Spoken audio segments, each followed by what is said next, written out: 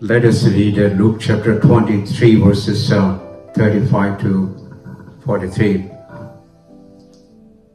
The people stood watching, and the rulers even sneered at him. They said, "He saved others, let him save himself, if he is the Christ of God, the chosen one."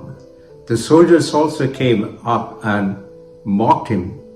They offered him wine vinegar and said, "If you are the king of the Jews, save yourself." There was a written notice above him which read, "This is the king of the Jews." One of the criminals who hung there hurled insults at him. "Aren't you the Christ? Save yourself and save us." But other criminal rebuked him. "Don't you fear God?" And he said, "Since you are under the same sentence, we are punished justly, for we are getting what our deeds deserve. But this man has done nothing wrong." Then he said, "Jesus, remember me when you come into your kingdom." Jesus answered him, "I tell you the truth. Today you will be with me in paradise." This is the scene that we see on that Good Friday, maybe around 2:40 before 3 o'clock.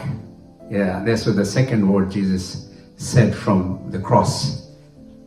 And the beautiful thing, and there should be 3 criminals on the cross. Their leader, 2 thieves were already condemned to death. And the leader perhaps was a thief, Barabbas, and he should be in the middle cross. And to their surprise, and he wasn't there. And he was pardoned, exonerated. And Pilate said, and the crowd said, "We want Barabbas, release him. We want Jesus to be crucified." So here Jesus was in the middle, center cross. On the cross, the name was written, Jesus, the King of Jews. And at that time, one thief was really insulting Jesus with all kinds of words. The other thief rebuked him, "Don't you fear?" And he has done nothing wrong. And he is been crucified, and because wrong, but the people wanted him to be on the cross.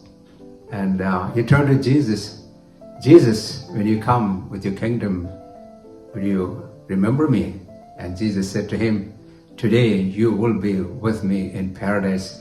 This is the scene happened at Golgotha 2,000 years ago, perhaps, a little over 2,000 years. A beautiful scene took place. And I want to take you to the kingdom of heaven. On the day, maybe at 3 o'clock in the afternoon, at the main entrance of the heaven, a man was inside the heaven, at the gate inside. An angel saw him. The angel was in charge of that entrance there. Heaven is always busy, 24/7, because every believer dies, and the true believer in Jesus Christ, they will enter the kingdom of heaven. And they were busy, but they saw a man there, and the angel was in charge, began questioning, "What are you doing here?" And he said, "I don't know." "What do you mean by you don't know? We don't have any record of your baptism or church membership or any Bible study attendance, and how did you make it? How did you come?" He said, "I don't know." "What do you mean by you don't know?" I said, "I don't know why I'm here, how I'm here." And the angel says, "Okay, sit here, hang on here. Let me get my supervisor." And supervisor would come. "You're here. Do you have the real understanding of the doctrine of salvation, the redemption plan, the New Testament theology?" This man says, "I have never heard about them." The supervisor says, "I want to know on what basis you have come here." The man would look at the supervisor, tell.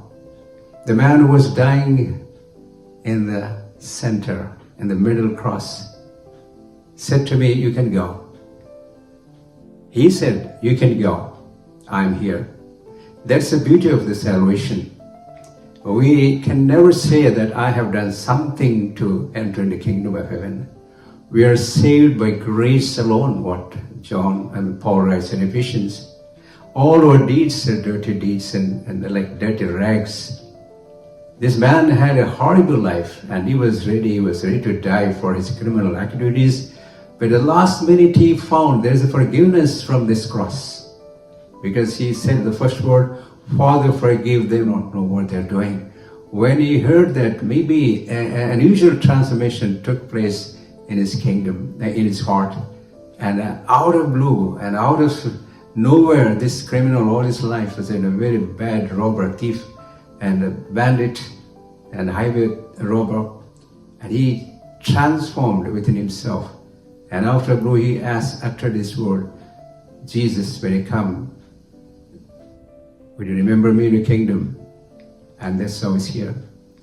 And perhaps when we go to heaven, we can see him. And we can see him at the feet of the Jesus, at the throne of grace.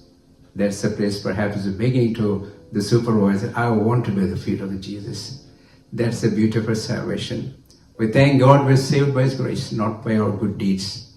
You may be born in a Christian family. You may know all theology and doctrine. You may have your father pastor or your grandfather was evangelist. None of these things will help you to become a believer of Jesus Christ.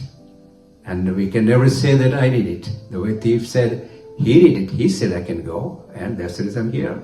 That is the miracle God can do in my life, in your life. We all have to tell our stories. And eventually, I became a member of citizen of heaven through Jesus Christ at the foot of the cross. This is the message of the cross during this Easter time we need to remember, or during this Good Friday time. Every day we need to preach the message of cross to ourselves and to others, and that will make us humble and meek. You may be a very rich man, you may be a very knowledgeable person about the Bible, you may have so much of information, but without a cross everything is zero and nullified. Therefore Paul writes, those that are perishing, a cross would be like a laughing stock. But those that are saved, it is a beautiful picture where your sins have been forgiven, you are set free. May God give you the grace to remember and to thankful and grateful to him for the gift of salvation which he has given to us. Therefore we see Psalm 116, what can I offer back to you, Lord? The mercy, the gift that you have given to me. Nothing I can offer, only I can lift up the cup of salvation and to praise and worship you. We may continue to praise and thank the Lord the rest of our life as we have received the free gift of salvation. What a wonderful privilege we have. God bless you.